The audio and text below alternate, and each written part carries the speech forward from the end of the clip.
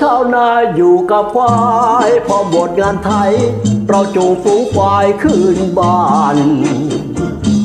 พออาบน้ำควายสำราญแล้วเสร็จการงานเบิกบานร้องเพลงรำวงเราชาวนาสุขสบายขึ้นค่ำเดินง่ายเราขี่หลังควายร้องส่งชักชิงทั้งกลองของมงจะเท่งมงรำวงแสนเพลิดเพลินใจแม้นใครอิจฉามันน่าหัวเราะจะย่อพวกเราไม่ได้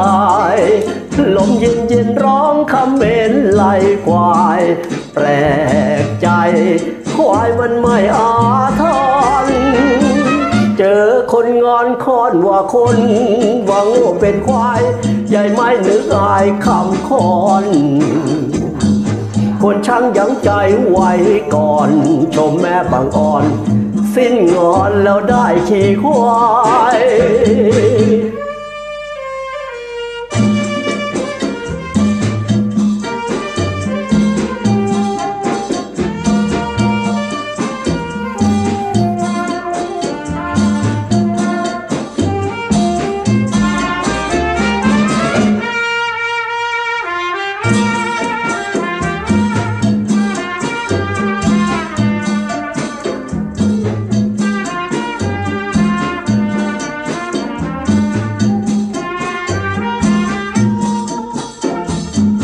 เราชาวนาอยู่กับควา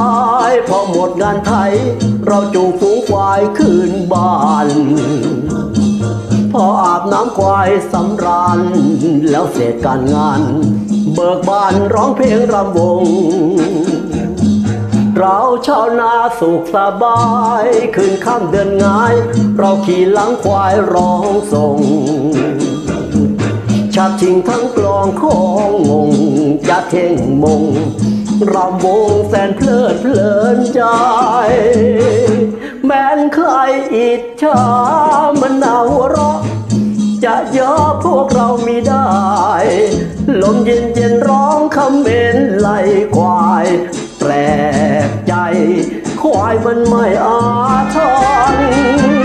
เจอคนงอนคอนว่าคนว่าโง่เป็นควายใหญ่ไม่นึกอายคำคอนคนช่างยังใจไว้ก่อนชมแม่บางอ่อนสิ้นงอนแล้วได้ขี่ควา